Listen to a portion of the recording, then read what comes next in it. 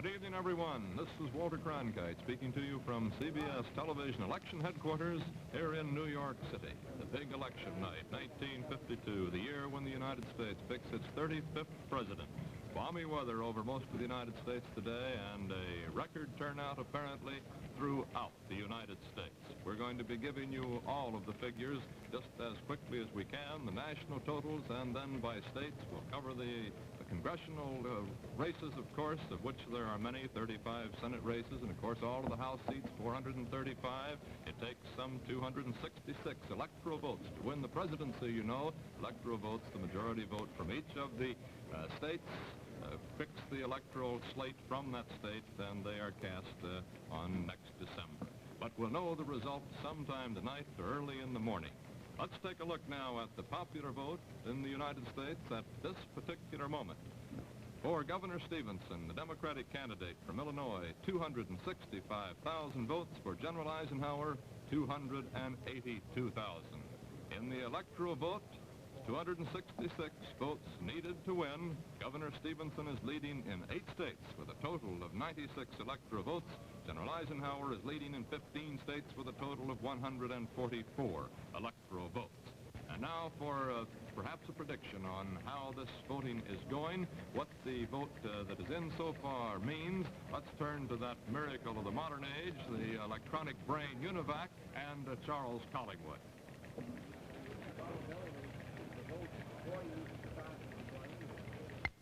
This is the face of a Univac.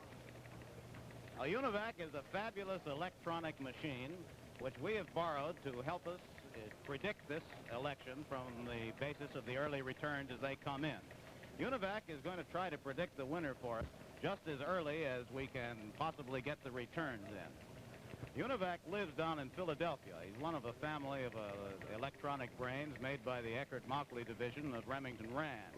And in a little while, we'll go down there and take a look at it. But first of all, let me tell you a little bit about the theory of this. This is not a joke or a trick. It's an experiment. We think it's going to work. We don't know. We hope it'll work. At any rate, for the last 6 weeks or so, some 25 mathematicians, statisticians, and researchers, including some of the country's best mathematical brains, have been working on the problem which we've given to this electronic brain to try to solve for us tonight. You know, the theory is pretty simple.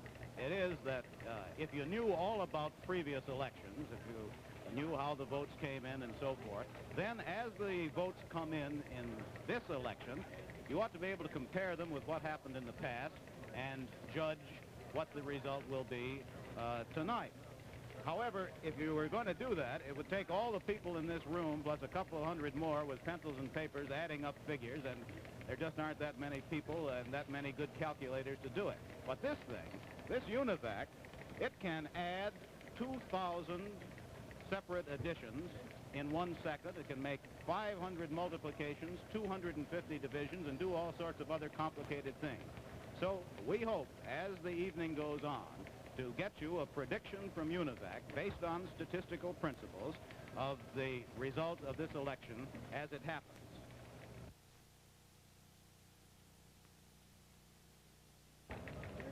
Just a moment. We are going to bring in Lowell Thomas, who was here just a moment ago. Everywhere where the news breaks, you find Lowell Thomas, of course, and election night is no exception in CBS television headquarters.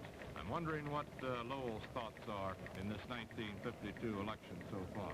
Lowell? Well, Walter, I'll put on this gadget. Is that all right? Then I'll answer your question. Good. I'm not actually thinking about returns at this hour. I'm more interested in what's going on around me here in this house of television. It seems to me that television has certainly come into its own this year. At the previous election night 4 years ago, why, it was a case of television portraying radio. But this time, everything seems to be specially designed just for television. And if those of you who are looking in will come along with me for a moment or two, I'd like to take you on a tour of this establishment. We'll leave Walter Cronkite for a moment. There are 14 of those teletype machines. They get the reports that come in from all over America, from the great press associations, and from every other source under the sun. Anything that the teletype machines don't tell us comes in by telephone to these young ladies who are sitting here just behind Mr. Littlejohn and Mr. Mickelson. And then, of course, the thing that you're perhaps most interested of all is the big presidential board. Across the way, the senatorial returns are coming. Let's glance at that for a moment and see what an amazing board they've rigged up this time to take care of Congress. You'll notice that the candidates all have their faces actually on this board. And those that are marked with a little white square, they are the ones who are in office at the present time. There's a big map here at the far end. And that big map indicates to you, the black portions of it indicate where the Democrats are in the lead. And those with the stripes, where the Republicans are leading so far. And then the rest of that enormous area, that's problematical at the moment. We don't know just what's going on there. And now, I think it's time to switch back to Walter Cronkite and find out if anything new has actually happened. Well, thank you very much, Lowell Thomas, for giving the folks a look at what we think are pretty amazing headquarters for CBS television coverage of this election. A quick look at the popular vote now. At this moment, General Eisenhower leading 933,000 to Governor Stephenson's 853,000. Governor Stephenson leads in 10 states with 114 electoral votes. General Eisenhower leads in 17 states with 154 electoral votes. And a few moments ago, Republican National Chairman Arthur Summerfield said that it looks like a Republican landslide to him. Governor Harold Stephenson, former governor of Minnesota, said that it looks as if General Eisenhower will be elected with the greatest popular vote in history. Governor Stephenson is in our studios here at CBS television. You see him there as he's watching our election returns come in. Welcome to our studio, Governor Stephenson. Well, now that we've had a look at the national election picture, or the presidential race, let's have a look at how the race is going in those congressional seats. We'll get that story from our Congressional Tabulation Board with Don Hollenbeck reporting. First in the House, at this moment, 89 Democrats have taken seats, 18 Republicans, if our camera can show us that board. And now let's move on to the Senate, where in the most complete race we have, that in Connecticut, it seems pretty safe at the moment. At least the Republicans claim it's safe to claim that they have two victories, Prescott Bush and Senator Mr. Purtell. The Republicans claim that the heavy Democratic vote is already in and that the outcome cannot be affected by any more returns. The latest bulletin we have, you know, is the report from the state of Connecticut, where we got the first concession so far. That's from Senator Benton, the Democrat, who has conceded his defeat in his attempt at re-election. He has been defeated by Senator William A. Purtell. Senator Purtell having been named as a Republican to take the seat of Senator Brian McMahon after his death a few months ago, and now Purtell has been elected to a full term, unseating Senator William Benton, who is perhaps most famous for his feud with Senator McCarthy.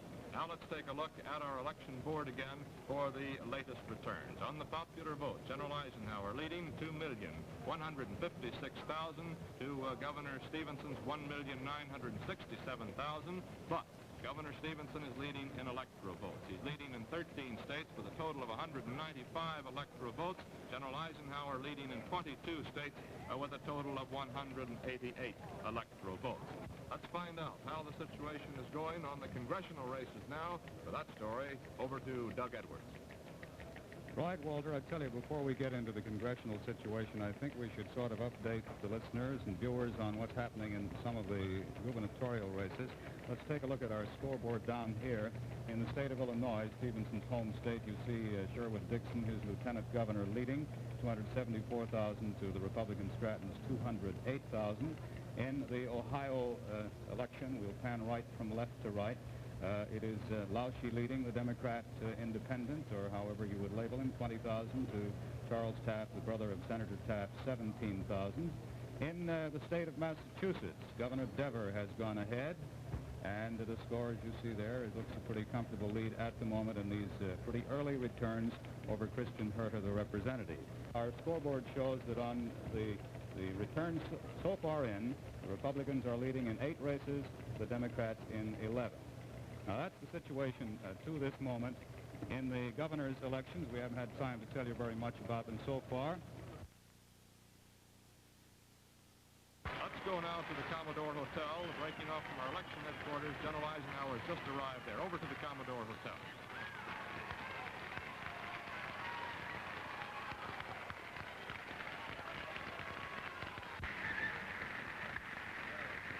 I was particularly anxious to get to see you this evening before the final returns were in, because I wanted to tell you that the outcome of this election has nothing whatsoever to do with the deep feeling of gratitude that I have for every single American who has felt in his heart that I might be of service to our country in its highest office.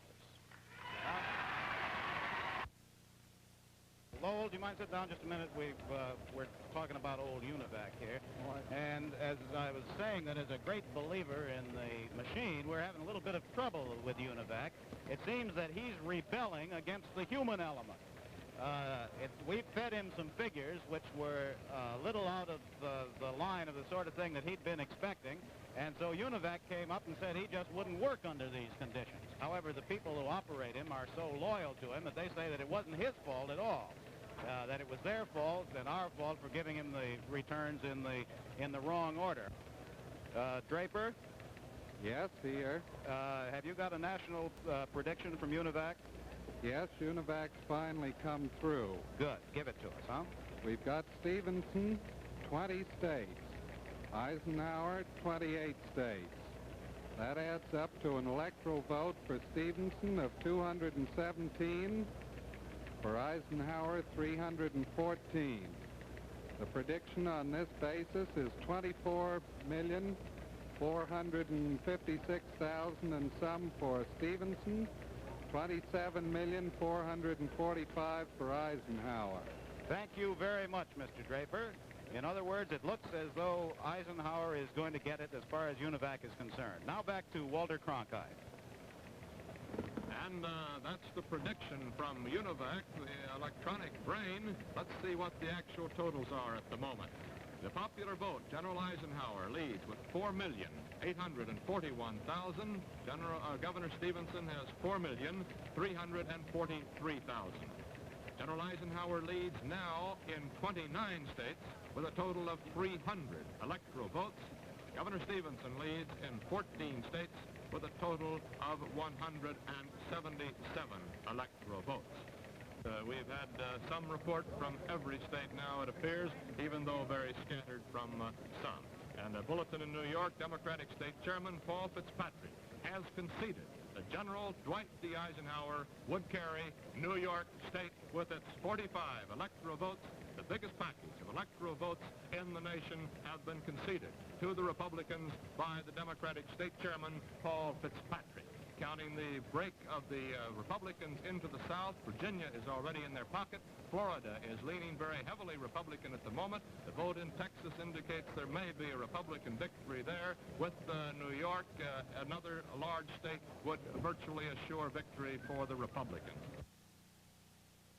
Well, Univac is rolling now. Univac is chewing up figures as fast as we can give them to him and turning out results. It's down there in its corner there, all the tubes working. So let's go down to Philadelphia and take a look at Univac as it works on the election problem that we've been giving it. The last Univac report quoted the odds as 4-1 in favor of Eisenhower's election, predicted that he'd get 314 electoral votes to Stephenson's 217. We'll have a new report in just a minute. Now let's see what the story is from Ed Murrow's desk. think it is now reasonably certain that this election is over. Traditionally, the Democratic strength comes from the big cities, and they have failed to deliver in this election. In Chicago, with half the vote in, Stephenson is leading Eisenhower by only about 85,000 votes. In 1948, Truman carried Chicago by 201,000. New York State Chairman Fitzpatrick has conceded the state to Eisenhower. Only two men since the turn of the century have won the presidency without winning New York State. In Boston, with 60% in, Stephenson leads by 42,000. Again, a poor showing. It's still a close battle in the president's home state, Missouri. With 33% of the vote counted, Eisenhower has a lead of 23,000. We've just a scattering of returns from St. Louis, a normally Democratic stronghold. But in Kansas City, another Democratic vote-getter with almost half the votes counted, Stephenson leads by 12,000. Here, too, according to detailed reports from our correspondents, it will take a big increase in Kansas City vote to bring Stephenson up level. The Republicans are on the way to capturing Ohio's 25 electoral votes. And at the moment, with 23% of the vote in, Eisenhower has 515,000 to 404,000.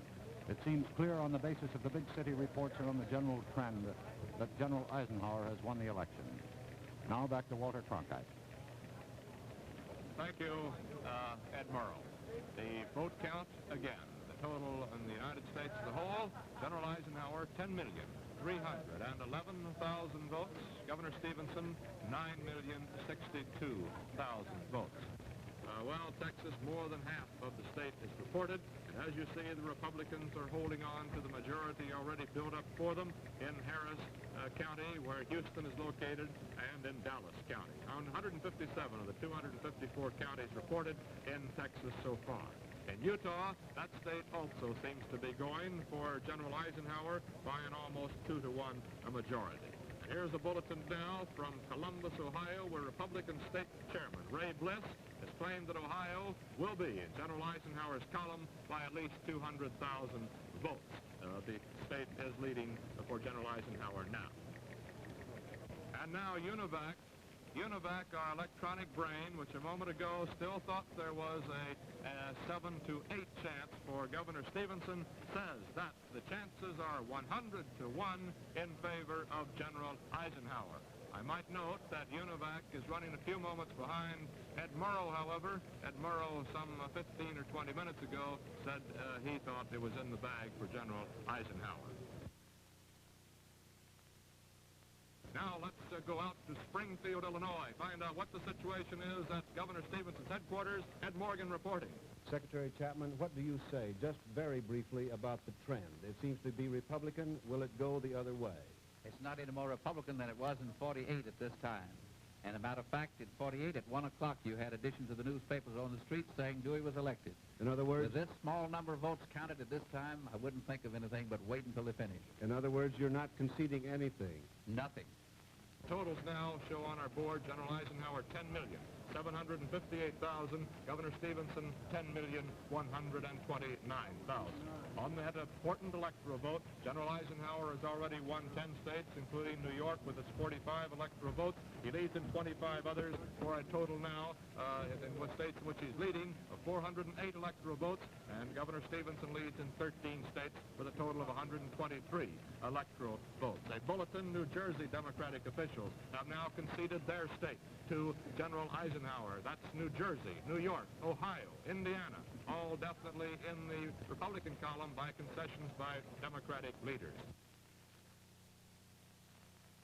Our big board up at the end of the room with the crosshatches showing the states which are already for General Eisenhower or in which he is leading. The solid states show Governor Stephenson's strength. And you see what a solid victory this has been so far up to this moment for General Eisenhower at least. So let's go down to Philadelphia and see whether we can get an explanation of what happened to Univac from Mr. Arthur Draper, who is the head of the new products division of Remington Rand's Laboratory for Advanced Research. Art, what happened there when we came out with that funny prediction? Well, we had a lot of troubles tonight. Strangely enough, they were all human and not the machine. To start a prediction like this, you have to assume certain facts about past trends. when Univac made its first prediction with only 3 million votes in. It gave 5 states for Stephenson, 43 for Eisenhower, 93 electoral votes for Stephenson, 438 for Eisenhower. We just plain didn't believe it. So we asked Univac to forget a lot of the trend information that we had put into it, assuming that that was wrong. So Univac worked on a smaller margin of knowledge. This won't give a wrong answer, but it'll throw the odds to the extent that you saw. As the prediction, as more votes came in, the odds came back, and it was obviously evident that we should have had nerve enough to believe the machine in the first place. It was right. We were wrong. Next year, we'll believe it. And just chatting here for a moment with Griff Bancroft, our Washington correspondent. Griff, without dealing in personalities, how's the Senate and House going? Well, the interesting thing to me in the Senate, Doug, is that if all the candidates who are now leading in their races go on and win, the Senate will be equally divided, 48 Democrats and 48 Republicans. In the House, there have been 3 changes. The Republicans have picked up 2 seats but lost 1 in Pennsylvania, so that's still a net gain of 1 in the House for the Republicans. And that's about sums it up. That's a beautiful nutshell, Mr. Bancroft. And now I want to take care of remaining over in this part of the shop. A word or two about the governors we've been neglecting just a bit at this point in our show. The Republicans are leading in 10 races, Democrats in 9. The way the returns are running, it's at least possible that the Republicans will seat 27 governors to 21 for the Democrats, a net gain for the GOP of 2 state capitals. On a bulletin from Springfield, Illinois, one of Governor Adley Stephenson's aides has just told newsmen outside the governor's mansion it's all over now but the concession to General Eisenhower. The advisor said that there was no doubt that Eisenhower had won. There wasn't much use, he felt, of hanging on to the outside possibility that Stephenson still had a chance for enough electoral votes to win. There's the governor's mansion out in Springfield. Can we shift out there? There's the scene. Governor Stephenson, we understand, has just left the mansion.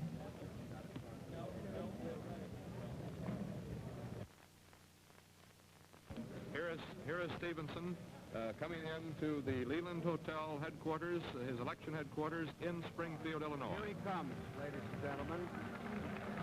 Governor Stephenson has entered the hall. He is facing me now. He is getting up on the platform. He is stopping to talk to some of the correspondents. He's dressed in a dark blue suit and a red tie. There's a big smile on his face, and he's just winked at one of the reporters.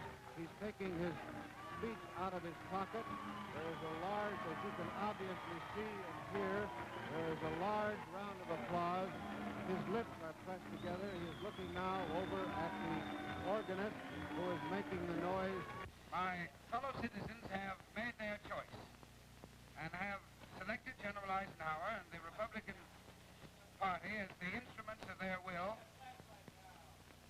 for the next 4 years. The people have rendered their verdict, and I gladly accept it. General Eisenhower has been a great leader in war. He has been a vigorous and valiant opponent in the campaign. These qualities will now be dedicated to leading us all through the next 4 years. It is traditionally American to fight hard before an election. It is equally traditional to close ranks as soon as the people have spoken. From the depths of my heart, I thank all of my party and all of those independents and Republicans who supported Senator Sparkman and me.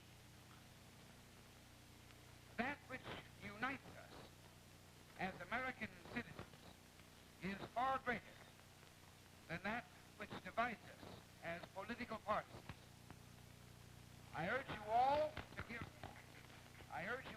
give to General Eisenhower the support he will need to carry out the great tasks that lie before him. I pledge you mine. We vote as many, but we pray as one. With a united people,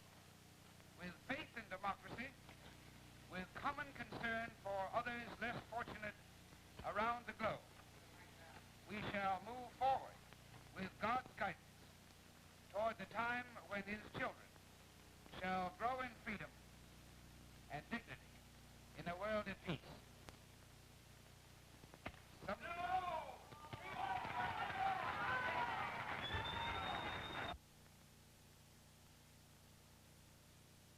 There's General Eisenhower as he comes into the ballroom. The cheers go up from his supporters. He has a Secret Service guard for the first time.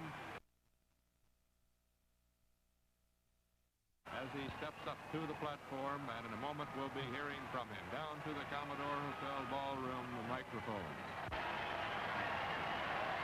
I am not certain, my friends, whether or not you have read or heard the telegram that Mr. Stephenson just sent to me. It reads, "The people have made their choice, and I congratulate you. That you may be the servant and guardian of peace and make the day of trouble a door of hope is my earnest prayer. Best wishes, Adley, Stephenson." Just as I came down to the ballroom, I replied to that telegram as follows. "I thank you for your courteous and generous message, recognizing the intensity of the difficulties that lie ahead. It is clearly necessary that men and women of goodwill of both parties forget the political strife through which we have passed and devote themselves to the single purpose of a better future. This, I believe, they will do." Signed with my name. Now, my friends, it is trite to say that this is a day of dedication rather than of triumph. But I am indeed as humble as I am proud of the decision that the American people have made.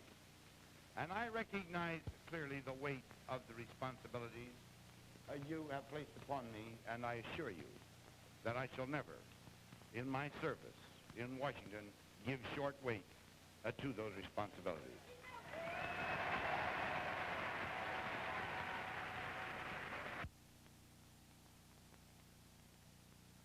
Ed Murrow and Eric Severide are here with us now for a summing up also how this matter has gone, what we can look forward to in the future. Ed, how does it look to you? Walter, it seems to me that this was the end of an era in American politics, a great exclamation point in our national history. Because tonight, after 20 long years, the traditional concessions of defeat came not from Republicans, but from Democrats. And for those millions of Americans who have voted and worked and hoped for a change, tonight they have got it. They have assured the return to the White House of a Republican president. It was a great moment of triumph for them, of vindication. The tangible proof that now, after 2 decades, through the use of the ballot box, the American people have finally agreed with them that it was time for a change. Millions of people in their homes, in their living rooms, perhaps living rooms that they bought and paid for during a Democratic administration, you have heard a gallant winner and a gallant loser. It was universally said in Chicago, after the conventions, that both parties had chosen men who were worthy of the nation. One has been chosen, General Eisenhower. To me, the most impressive thing about tonight is again the demonstration that the people of this country are sovereign, that they are unpredictable, and that somehow in a fashion that is as mysterious to pollsters as it is to reporters, the great normal majority in this country made up its mind as to the man it wanted to lead it. Eric Severide, what's your summing up? Well, Walter, after those eloquent words of Ed's that we've just listened to, there isn't a great deal that I really feel much like saying. I think that it's been rare in American history that one individual has had such an overwhelming endorsement and vote of confidence from the American people, obviously of all classes and of all sections, of all creeds. I think this places upon him personally a magnified degree of responsibility in the presidency, such as few presidents have exercised. I hope that he understands in his deepest recesses of his mind that the presidency in this system of ours is something that is as strong or as weak as the man who occupies the White House wants to make it. He is going to have most enormous problems, as Ed suggested, beginning with his own party. And the history of our various administrations has seemed to me shows that no one has been really a successful president unless he's been first a very successful party leader and party politician and manager.